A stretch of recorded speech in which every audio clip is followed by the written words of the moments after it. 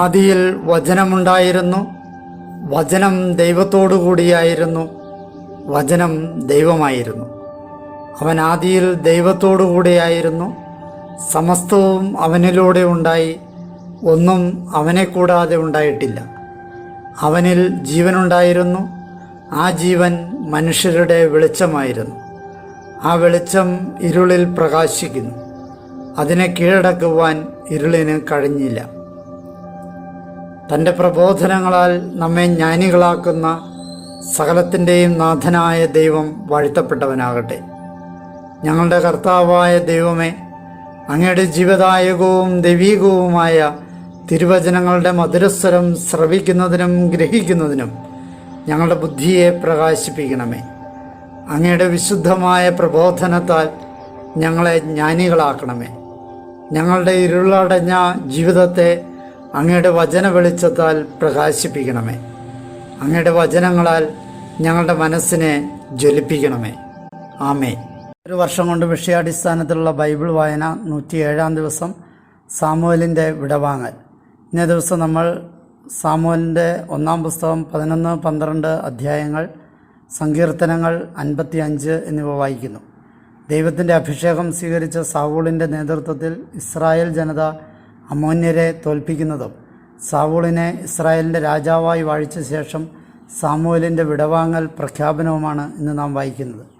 യേശുവിനെ മാത്രം മുന്നിൽ കണ്ടുകൊണ്ട് നാം ജീവിക്കേണ്ടവരാണെന്നും കർത്താവിൽ നിന്ന് നമ്മുടെ ഹൃദയം വ്യതിചലിക്കാതിരിക്കാനുള്ള ഒരാത്മീയ പക്വത നമുക്ക് തരണമെന്ന് പ്രാർത്ഥിക്കാനും തിരുവചനം നമ്മെ പ്രചോദിപ്പിക്കുന്നു. സാമുവേലിൻ്റെ 1 പുസ്തകം 11 അധ്യായം. അമ്മോന്യർ യാബേഷ് ഉപരോധിക്കുന്നു.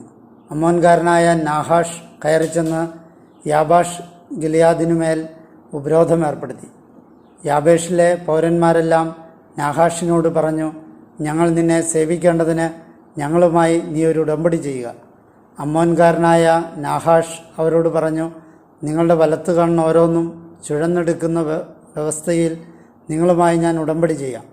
അങ്ങനെ ഇസ്രായേൽ മുഴുവനും മേൽ ഞാനത് പരിഹാസ വിഷയമാക്കി മാറ്റും. യാബേഷിലെ ശ്രേഷ്ഠന്മാർ അവനോട് പറഞ്ഞു, ഇസ്രായേലിൻ്റെ എല്ലാ പ്രദേശങ്ങളിലും ദൂതന്മാരെ അയക്കേണ്ടതിന് ഞങ്ങൾക്ക് 7 ദിവസം സാവകാശം തരിക.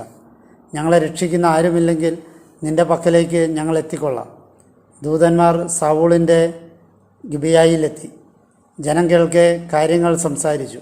ജനം മുഴുവൻ സ്വരമുയർത്തി കരഞ്ഞു. അപ്പോൾ അതാ സാവൂൾ കാലിക്കൂട്ടത്തെ തെളിച്ച് വയലിൽ നിന്ന് വരുന്നു. സാവൂൾ തിരക്കി, ജനത്തിനെന്തു പറ്റി? അവർ കരയുകയാണല്ലോ. അപ്പോൾ അവർ യാബേഷ് പൗരന്മാരുടെ വാക്കുകൾ അവനോട് വിവരിച്ചു. സാവൂൾ ഇക്കാര്യങ്ങൾ കേട്ടപ്പോൾ അവൻ്റെ മേൽ ദൈവാരൂപി ആവേശിച്ചു. അവൻ്റെ കോപം ഏറെ ജ്വലിച്ചു. അവനൊരു ഏർക്കാളയെ എടുത്ത് അത് കഷ്ണമാക്കി.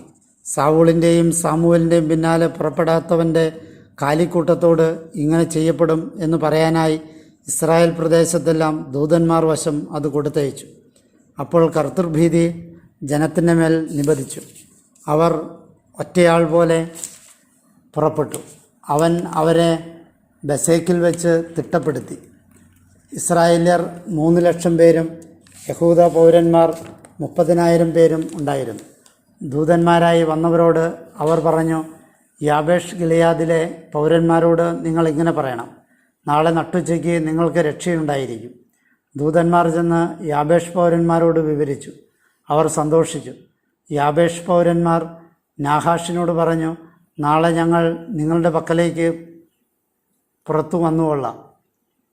നിങ്ങളുടെ ദൃഷ്ടിയിൽ ഉചിതമായതുപോലെയെല്ലാം നിങ്ങൾക്ക് ഞങ്ങളോട് ചെയ്യാം. സാവൂൾ അമ്മോന്യരെ തോൽപ്പിക്കുന്നു. പിറ്റേന്നായപ്പോൾ സാവൂൾ ജനത്തെ 3 ഗണമായി വേർതിരിച്ചു. അവർ പ്രഭാതയാമത്തിൽ തന്നെ പാളയത്തിന് ഇടയിലേക്ക് ഇരച്ചു ചെന്ന് നട്ടുച്ച സമയം വരെ അമ്മോനെ ആക്രമിച്ചു. അവശേഷിച്ചവരെ അവർ ചിതറിച്ചു. അവർക്കിടയിൽ 2 പേർ പോലും ഒന്നിച്ചവശേഷിച്ചില്ല. അപ്പോൾ ജനം സാമുവേലിനോട് പറഞ്ഞു, സാവൂൾ ഞങ്ങളുടെ മേൽ ഭരിക്കുമോ എന്ന് ചോദിച്ചത് ആരാണ്? ആ ആളുകളെ വിട്ടുതരിക, അവരെ ഞങ്ങൾ വകവരുത്തട്ടെ. സാവൂൾ പറഞ്ഞു, ഈ ദിവസം ആരും വധിക്കപ്പെടരുത്. എന്തെന്നാൽ ഇന്ന് കർത്താവ് ഇസ്രായേലിൽ രക്ഷ നിർവഹിച്ചിരിക്കുന്നു. സാമുവേൽ ജനത്തോട് പറഞ്ഞു, പോകുവിൻ, നമുക്ക് ഗിൽഗാലിലേക്ക് പോയി അവിടെ വെച്ച് രാജ്യത്വം നവീകരിക്കാം. ജനം മുഴുവൻ ഗിൽഗാലിലേക്ക് പോയി. അവിടെ ഗിൽഗാലിൽ കർത്തൃസന്നിധിയിൽ വെച്ച് സാവൂളിനെ അവർ രാജാവാക്കി. അവിടെ കർത്താവിൻ്റെ സന്നിധിയിൽ അവർ സമാധാന ബലികൾ അർപ്പിച്ചു. സാവൂളും ഇസ്രായേൽ പൗരന്മാരെല്ലാവരും അവിടെ അത്യധികം സന്തോഷിച്ചു. സാമുവേലിൻ്റെ 1-ാം പുസ്തകം 12-ാം അധ്യായം. സാമുവേലിൻ്റെ വിടവാങ്ങൽ പ്രഖ്യാപനം. സാമുവേൽ എല്ലാ ഇസ്രായേൽക്കാരോടുമായി പറഞ്ഞു, ഇതാ നിങ്ങൾ എന്നോട് ചോദിച്ചെല്ലാം പ്രകാരം നിങ്ങളുടെ സ്വരം ശ്രവിച്ച് നിങ്ങൾക്കുമേൽ ഞാനൊരു രാജാവിനെ വാഴിച്ചു. ഇപ്പോൾ ഇതാ നിങ്ങൾക്ക് മുമ്പേ നീങ്ങാൻ ഒരു രാജാവുണ്ട്. ഞാനാകട്ടെ ജരാനരകൾ ബാധിച്ചവനായി. എൻ്റെ പുത്രന്മാർ ഇതാ നിങ്ങളോട് കൂടെയുണ്ട്. എൻ്റെ ചെറുപ്പം മുതൽ ഇന്നുവരെ ഞാൻ നിങ്ങൾക്ക് മുമ്പേ നടന്നു. ഇതാ ഞാൻ കർത്താവിൻ്റെയും അവിടുത്തെ അഭിഷിക്തൻ്റെയും മുമ്പിൽ വെച്ച് എനിക്കെതിരെ സാക്ഷ്യപ്പെടുത്തുവിൻ. കാളയെ ഞാനെടുത്തെന്ന് ആര് സാക്ഷ്യപ്പെടുത്തും? കഴുതയെ ഞാനെടുത്തെന്ന് ആര് സാക്ഷ്യപ്പെടുത്തും? ആരെയാണ് ഞാൻ ചൂഷണം ചെയ്തിട്ടുള്ളത്? ആരെയാണ് ഞാൻ ദ്രോഹിച്ചിട്ടുള്ളത്? എൻ്റെ കണ്ണുകൾ കോഴ കൊണ്ട് അന്ധമാക്കും വിധം ആരുടെ കയ്യിൽ നിന്നാണ് ഞാനത് കൈപ്പറ്റിയിട്ടുള്ളത്? അങ്ങനെയെങ്കിൽ ഞാനത് നിങ്ങൾക്ക് തിരികെ തരാം. അവർ പറഞ്ഞു, നീ ഞങ്ങളെ ചൂഷണം ചെയ്തിട്ടില്ല, ഞങ്ങളെ ദ്രോഹിച്ചിട്ടുമില്ല, ഒരുവൻ്റെയും കയ്യിൽ നിന്നും ഒന്നും നീ അപഹരിച്ചിട്ടില്ല. അവൻ അവരോട് പറഞ്ഞു, നിങ്ങൾ എൻ്റെ കൈവശം ഒന്നും കണ്ടെത്തിയിട്ടില്ലെന്നതിന് നിങ്ങൾക്ക് എതിരെ ഈ ദിനം കർത്താവ് സാക്ഷിയാണ്, അവിടുത്തെ അഭിഷിക്തനും സാക്ഷിയാണ്. അപ്പോൾ അവർ പറഞ്ഞു, അതെ, സാക്ഷിയാണ്. സാമുവേൽ ജനത്തോട് പറഞ്ഞു, മോശയെയും അഹ്റോനെയും നിയമിച്ചവനും നിങ്ങളുടെ പിതാക്കന്മാരെ ഈജിപ്ത് ദേശത്തു നിന്ന് സമുദ്ധരിച്ചവനുമായ കർത്താവ് തന്നെ സാക്ഷി. അതിനാൽ ഇപ്പോൾ നിങ്ങൾ നിലപാടെടുക്കുവിൻ. നിങ്ങളുമായും നിങ്ങളുടെ പിതാക്കന്മാരുമായും കർത്താവ് ചെയ്ത എല്ലാ നീതിപ്രവൃത്തികളെയും കുറിച്ച് കർത്താവിൻ്റെ മുമ്പിൽ വെച്ച് നിങ്ങളുമായി ഞാൻ ന്യായവാദം നടത്തട്ടെ. യാക്കോബ് ഈജിപ്തിലെത്തുകയും നിങ്ങളുടെ പിതാക്കന്മാർ കർത്താവിനോട് കരഞ്ഞപേക്ഷിക്കുകയും ചെയ്തപ്പോൾ കർത്താവ് മോശയെയും അഹ്റോനെയും അയച്ചു. അവർ നിങ്ങളുടെ പിതാക്കന്മാരെ ഈജിപ്തിൽ നിന്ന് കൊണ്ടുവന്ന് ഈ സ്ഥലത്ത് താമസിപ്പിച്ചു.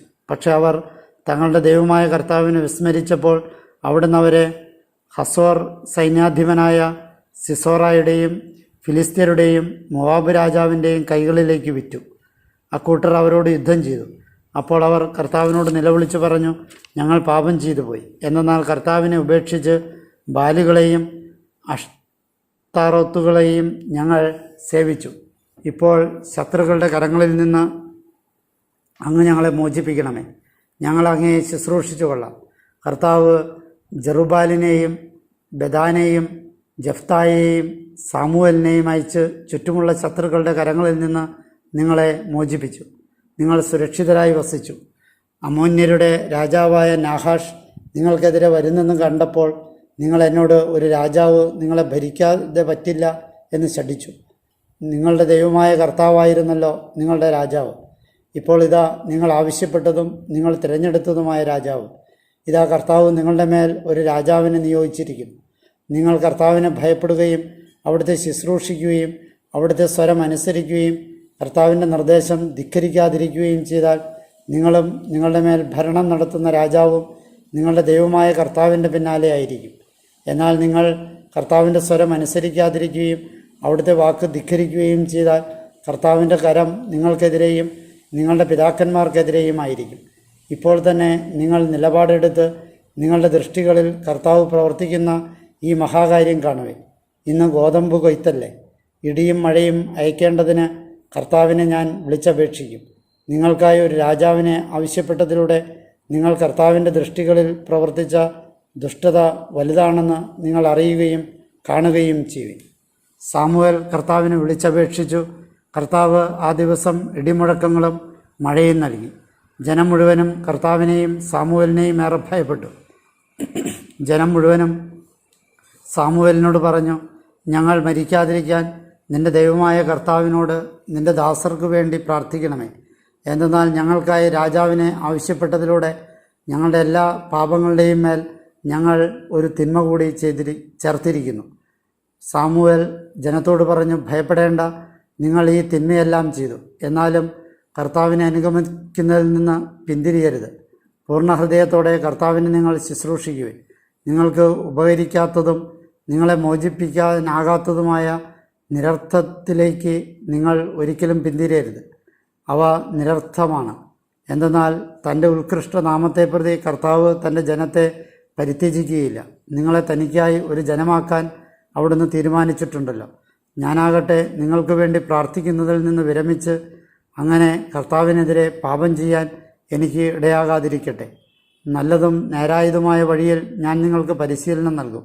നിങ്ങൾ നിശ്ചയമായും കർത്താവിനെ ഭയപ്പെടുകയും വിശ്വസ്തയോടും പൂർണ്ണ ഹൃദയത്തോടും കൂടി അവിടുത്തെ ശുശ്രൂഷിക്കുകയും ചെയ്യുവിൻ. അവിടുന്ന് നിങ്ങളുമായി മഹനീയമാംവിധം വർത്തിച്ചത് പരിഗണിക്കുവിൻ. നിങ്ങൾ അടിക്കടി ദുഷ്ടമായി പെരുമാറിയാൽ അവിടുന്ന് നിങ്ങളെയും നിങ്ങളുടെ രാജാവിനെയും തുടച്ചു മാറ്റും. സങ്കീർത്തനങ്ങൾ 55. സ്നേഹിതനാൽ വഞ്ചിക്കപ്പെട്ടവൻ. ഗായക നേതാവിന് തന്ത്രിവാദ്യത്തോടെ ദാവീദിൻ്റെ പ്രബോധന ഗീതം. ദൈവമേ, എൻ്റെ പ്രാർത്ഥന ശ്രവിക്കണമേ. എൻ്റെ യാചനയിൽ നിന്ന് മറഞ്ഞിരിക്കരുതേ. എന്നോട് പരിഗണന കാട്ടി എനിക്ക് ഉത്തരമരുളണമേ. എൻ്റെ ചിന്തയിൽ ഞാൻ വേവലാതിപ്പെടുന്നതും നെടുവീർപ്പെടുന്നതും ശത്രുവിൻ്റെ ആക്രോശത്താലും ദുഷ്ടൻ്റെ ഉപദ്രവത്താലുമാണ്. എന്തെന്നാൽ അവർ എനിക്കെതിരെ ദ്രോഹം ചൊരിയുന്നു, കോപത്തോടെ എനിക്കെതിരെ ശത്രുത പുലർത്തുന്നു. എൻ്റെ ഹൃദയം എൻ്റെ ഉള്ളിൽ വിങ്ങുന്നു. മരണഭീതികൾ എൻ്റെ മേൽ നിബദിച്ചിരിക്കുന്നു. ഭയവും വിറയലും എന്നിൽ കടന്നുകൂടിയിരിക്കുന്നു. ഭീകരത എന്നെ ഗ്രസിച്ചിരിക്കുന്നു. ഞാൻ പറയുന്നു, എനിക്ക് ചിറകുണ്ടായിരുന്നെങ്കിൽ ഞാൻ പ്രാവിനെ പോലെ പറന്നുപോയി ചേക്കേറുമായിരുന്നു. ഞാൻ വിദൂരങ്ങളിൽ വിഹരിക്കുമായിരുന്നു, മരുഭൂമിയിൽ രാപ്പാർക്കുമായിരുന്നു. സെല. ചുഴലിക്കാറ്റിൽ നിന്നും കൊടുങ്കാറ്റിൽ നിന്നും ഒരു രക്ഷാസങ്കേതത്തിനായി ഞാൻ തത്രപ്പെടുമായിരുന്നു. നാഥ, അവരെ സംഭ്രമിപ്പിച്ച് അവരുടെ ഭാഷ ഭിന്നിപ്പിക്കണമേ. നഗരത്തിൽ ഞാൻ കാണുന്നത് അക്രമവും കലഹവുമാണല്ലോ. മതിലുകളോട് ചേർന്ന് അവർ അതിനെ രാപ്പകൽ വലയം വയ്ക്കുന്നു. അതിൻ്റെ ഉള്ളിൽ ഉപജാപവും കുഴപ്പവുമാണ്. അതിനുള്ളിൽ വിനാശമാണ്. അതിൻ്റെ തെരുവുകളിൽ നിന്ന് മർദ്ദനമോ വഞ്ചനയോ വിട്ടുമാറുന്നില്ല. ഞാൻ സഹിക്കാൻ ശത്രുവല്ലല്ലോ എന്നെ അപമാനിക്കുന്നത്. ഞാൻ അവനിൽ നിന്നൊളിക്കാൻ എന്നെ ദ്വേഷിക്കുന്നവനല്ല എനിക്കെതിരെ വമ്പ് കാണിക്കുന്നത്. പ്രത്യുത മർത്യ, അത് നീയാണ്. എനിക്ക് സമനും ചങ്ങാതി സുപരിചിതനും ആയ നീ. നമ്മൾ ഒരുമിച്ച് മധുരഭാഷണം നടത്തിയവരാണ്. ദേവാലയത്തിലെ ജനാരവത്തിൽ വ്യാപരിച്ചവരാണ്. മരണം അവരുടെ മേൽ പിടിമുറുക്കട്ടെ. ജീവനോടെ അവർ പാതാളത്തിലേക്ക് താഴട്ടെ. അവരുടെ വാസയിടത്തിൽ അവരുടെ ഉള്ളിൽ തിന്മകളാണ്. ഞാൻ ദൈവത്തെ വിളിച്ചപേക്ഷിക്കുന്നു. കർത്താവ് എന്നെ രക്ഷിക്കും. സന്ധ്യയിലും പ്രഭാതത്തിലും മധ്യാഹ്നത്തിലും ചിന്തിച്ച് ഞാൻ നെടുവീർപ്പെടുന്നു. അവിടുന്ന് എൻ്റെ സ്വരം കേട്ടു. എനിക്കെതിരെയുള്ള പോരാട്ടത്തിൽ നിന്ന് അവിടുന്ന് എന്നെ സുരക്ഷിതമായി വീണ്ടെടുത്തു. എന്തെന്നാൽ എതിരിടുന്നവരായിരുന്നു എന്നോടൊപ്പം. പണ്ട് സിംഹാസനസ്ഥനായ തമ്പുരാൻ ശ്രവിച്ച അവരെ എളിമപ്പെടുത്തും. സെല. തങ്ങൾക്ക് മാറ്റങ്ങളില്ലെന്ന് കരുതുന്നവർ ദൈവത്തെ ഭയപ്പെടുന്നില്ല. അവൻ തൻ്റെ സുഹൃത്തുക്കൾക്കെതിരായി കൈകൾ നീട്ടി. അവൻ തൻ്റെ ഉടമ്പടി അവഹേളിച്ചു. അവൻ്റെ വായ് വെണ്ണയേക്കാൾ മൃദുലം, ഹൃദയത്തിലോ പോരാട്ടം. വാക്കുകൾ എണ്ണയേക്കാൾ സ്നിഗ്ധം, അവയോ ഉറയൂരിയ വാളുകൾ. നിന്റെ ഭാരം കർത്താവിനെ ഏൽപ്പിക്കുക, അവിടുന്ന് നിന്നെ താങ്ങിക്കൊള്ളും. നീതിമാന് എന്നേക്കും കുലുക്കം തട്ടാൻ അവിടുന്ന് ഇടയാക്കുകയില്ല. ദൈവമേ, അങ്ങ് അവരെ അഗാധ ഗർത്തത്തിലേക്ക് താഴ്ത്തും. രക്തപാതകികളും വഞ്ചകരും അർത്ഥായുസ് തികയ്ക്കില്ല. ഞാനാകട്ടെ അങ്ങിൽ ആശ്രയിക്കും.